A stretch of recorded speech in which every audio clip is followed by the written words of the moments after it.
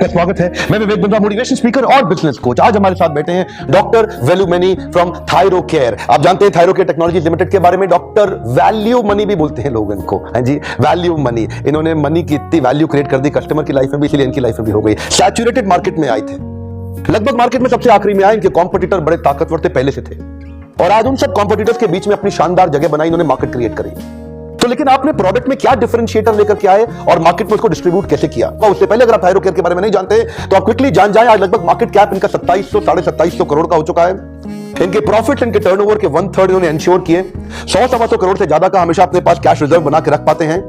आज लगभग 1 करोड़ 60 लाख सैंपल्स को प्रोसेस कर रहे हैं। 9 करोड़ इन्वेस्टिगेशन पर ईयर कर रहे हैं। 1,500 एम्प्लॉइज के साथ पूरे देश में फैल चुके हैं। लगभग कुछ और इंपॉर्टेंट डेटा पॉइंट, 550 शहरों के अंदर हमारे देश के सैंपल्स ये कलेक्ट कर पा रहे हैं। 2 लाख स्क्वायर फीट का इनका वर्ल्ड क्लास ग्लोबल लेवल का सेंट्रल प्रोसेसिंग लेबोरेटरी, जिसको बोलते हैं CPL, और इनके पास होती है RPL, जिसको बोलते हैं regional processing laboratories. Hub and spoke model पे चलते हैं। अपनी लैब्स में कलेक्शन सेंटर से लेकर के आते हैं। फ्रेंचाइजी इन्होंने अपने बड़े अच्छे बिल्ड किए। पर इससे ज्यादा मैं बताऊं, मैं चाहूंगा आज डॉक्टर वेलुमनी से आप डायरेक्ट सुने। डॉक्टर वेलुमनी, आपका बहुत बहुत स्वागत है sir, thank you very much. बचपन में आप एक गांव से आए थे, तो गांव में क्या पढ़ाई इतनी बढ़िया थी जो आप इतना पढ़ गए इतना तेजी से? ऐसा तो पढ़ाई सरकार की पढ़ाई था, और उन दिनों में मील्स स्कूल पे लाया गया था। अगर वो मील स्कूल पे नहीं आता, मैं स्कूल नहीं जाता। अगर मैं स्कूल नहीं जाता, मैं अभी बात नहीं बनता। और 5 क्लास, 1 क्लासरूम, 1 क्लास टीचर। तो मैं लोगों को ये कहने आता हूँ, which school you study is not as important as how do you study. तो मेरा भाग्य रहा कि मैं गांव से आया और गरीब था, और परिवार की सबसे एल्डेस्ट बेटा था, और मेरी मम्मी के 5 बच्चे थे।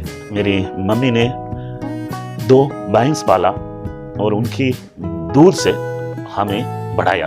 और मैं उन माता जी को हमेशा याद रखता हूँ जो इतना गरीब होते हुए भी अपनी पूरे बच्चे को मद्रास यूनिवर्सिटी में ग्रेजुएट बनाया और मुंबई यूनिवर्सिटी में पोस्ट ग्रेजुएट बनाया।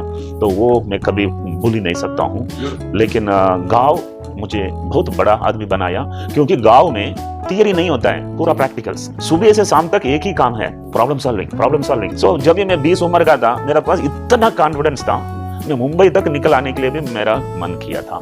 अदरवाइज मद्रास में रहकर, और हिंदी नहीं जानते हैं, और वो नॉर्थ में आते नहीं है। ज़्यादातर अटलांटा जाता है, सिएटल जाता है, लेकिन नॉर्थ में नहीं आते हैं। तो आ गया, और जैसा रास्ता नहीं था तो ट्रेन में बैठा। अभी भी याद है, S9 कोच था, 41 सीट नंबर था, और 18 अगस्त 1982 को VT रेलवे स्टेशन में उतरा था। 3 रात सोया था, क्योंकि मेरे पास क्रेडिट कार्ड नहीं था, ना पर्स था क्रेडिट कार्ड रखने के लिए। सिर्फ 500 रुपया था, और उसको पहला पगार तक खींचना है। तो वहां से मेरा मुंबई का लाइफ चालू हुआ था। सरकारी नौकरी मिला तो मैं जल्दी नहीं छोड़ा, 15 साल उधर टिका, क्योंकि मेरा सिर्फ BSc था, और अच्छा हुआ था। वो नौकरी में भी मुझे पढ़ाई करने के लिए अनुमति मिला। तो MSc हुआ, PhD हुआ, शादी हुआ, बच्चे हुए, और उसके बाद 15 साल निकल गए। तो मुझे ऐसा लगा कि am I doing right thing, या ये सवाल पूछा कि जीने आया या जीतने आया। जीना तो कोयम्बतूर में जी सकता था, मुंबई तक आ गया तो जीतना है। बड़ा होना है या बुढ़ा होना है? बुढ़ा तो अपने आप होते हैं, वो भी सरकार नौकरी में जल्दी होते हैं। तो बड़ा बनना है तो कुछ रिस्क लेना है। और ऐसा भी है, मेरा मम्मी कह रही थी you are a restless kid. अभी मेरी बेटी कह रही है कि you are a restless dad. मैं ये कहने आ रहा हूँ, दुनिया में 2 ही तरीका के लोग हैं, एक रेस्टलेस है, दूसरा KPM है। रेस्टलेस है मतलब उठते हैं, गिरते हैं, फिर से उठते हैं, चलते हैं, गिरते हैं, फिरते उठते हैं, चलते हैं, दौड़ते हैं, गिरते हैं, फिर से उठते हैं, चलते हैं, दौड़ते हैं, दौड़ते हैं जब तक जीतते हैं। इसको एंटरप्रेन्योर मानते हैं। दूसरा कैटेगरी KPM है, खाया पिया मर गया, बस जिंदगी में और कुछ किया नहीं है, जो पगार मिला उसमें अपना जिंदगी बीता, डेट ऑफ डेथ आ गया, निकल चुके। ऐसा तो और एक भी कहावत है तमिल में, उसको मैं ट्रांसलेट करके हिंदी में बता रहा हूँ। एक लंबा बाल खींचो, उसमें एक नाट बांधो, एक पहाड़ के ऊपर डालो, खींचो, आया तो पहाड़, गया तो बाल। तो रिस्क लेना बहुत इंपॉर्टेंट है।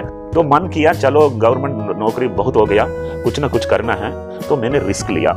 मैंने रिस्क इसीलिए लिया कि मेरा पत्नी बैंक में काम करती थी, एक पगार में परिवार चल जाएगा, दूसरी सैलरी की क्या जरूरत है। लेकिन मैंने डिसीजन मेरा बीवी से पूछ के नहीं लिया, खुद ले लिया। उसके कारण मेरा बीवी को गुस्सा आया उसने बोला अगर तू नहीं जाएगा तो मैं भी कल से ड्यूटी पर नहीं जाएगी। माइंड यू, दोनों एक ही दिन नौकरी छोड़ा। इसलिए मेरा जो स्टोरी है उसको एक टाइटल होता है रोमांस विद रिस्क। जितना बड़ा रिस्क आप रोमांस करते हो उतना बड़ा एक रिवॉर्ड आपको मिलते हैं। Without risking you just can never achieve. तो लाइफ आपकी बड़ी इंस्पिरेशनल रही, लेकिन सर ये थायराइड ही क्यों शुरू किया आपने? जब आप आए तो उस समय तो टेस्ट तो बहुत तरह के हो रहे थे, पर आपका मैक्सिमम फोकस थायराइड पर रहा। Any specific reason? ऐसा तो हम जो सोचते हैं वो होता नहीं है, जो हो जाता है वो हम कभी सोचा ही नहीं था। मुझे नौकरी चाहिए था, नौकरी मिला। जिस टेबल में मैं बैठा उस टेबल का काम थायराइड टेस्टिंग करना। पीएचडी थायराइड बायोकेमिस्ट्री में किया। लेकिन एक बात है, मैं मैथमेटिक्स स्टूडेंट था। जब भी मैं नौकरी में आया मुझे पता नहीं था कि थायराइड कहाँ होता है।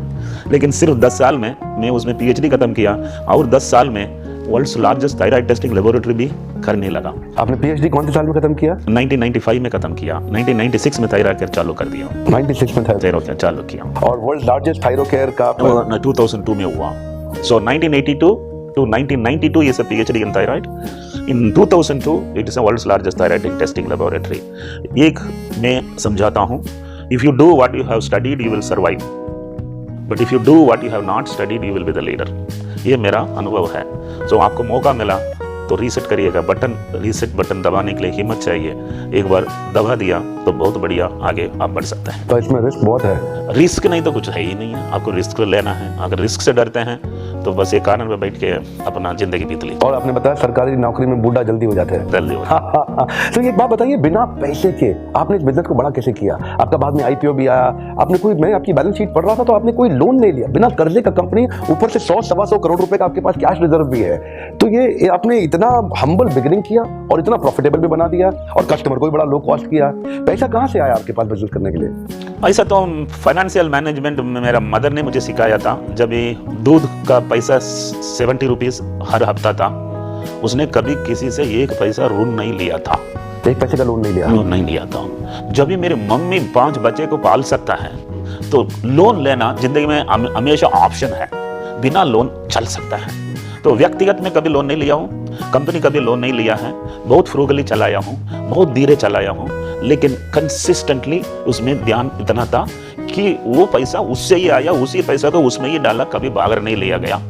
तो ये बहुत मुझे भी आश्चर्य लगता है कि इतना बड़ा कैसा बना और बिना पैसा। आपने आईपीओ कब निकाला पहली दफा? आईपीओ तो 2016 में किया था, 2016 में। और जब ये किया था मुझे 2400 करोड़ का मार्केट कैप का सेबी ने परमिशन दिया था।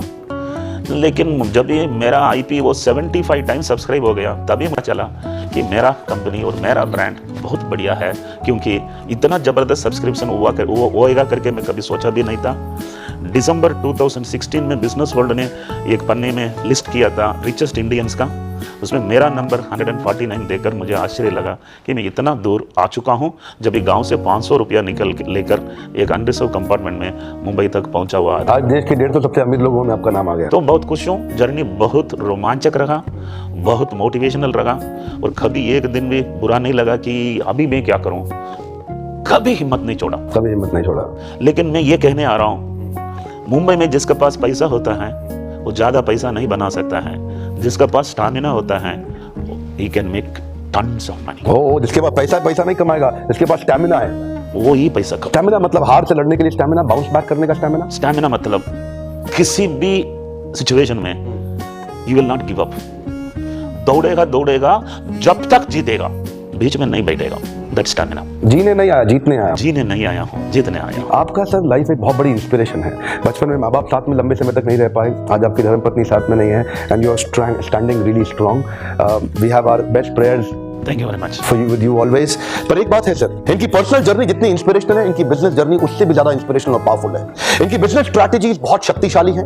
एवरीथिंग अबाउट एंटरप्रेन्योरशिप के बारे में आप जानते हैं, बड़ा बिजनेस मोबाइल एप्लीकेशन पे जो आप डाउनलोड कर चुके हैं। वहीं इनके 2 पावरफुल बिजनेस लेसन्स के वीडियोस आने वाले हैं कि कैसे बिना पैसे के कौन सी स्ट्रैटेजीज इन्होंने इंप्लीमेंट करी। लाइव अपने खुद मुखारबिन से आप इनसे सुनेंगे, डॉक्टर वैल्यू मनी से। बड़ा बिजनेस मोबाइल एप्लीकेशन अगर आपने डाउनलोड नहीं किया तो अभी डाउनलोड करें और जाकर के रजिस्टर करें प्रोग्राम को, जहां पे आप जाकर के लाइव ये दोनों वीडियोस, इनकी बिजनेस केस स्टडी कि कैसे इन्होंने स्टेप बाय स्टेप धीरे धीरे अपने बिजनेस को बड़ा किया, इतना बड़ा फ्रेंचाइजी नेटवर्क बिल्ड किया, बिना पैसा हाथ में रखे हुए भी आज 125 करोड़ से ज्यादा का कैश रिजर्व बनाया।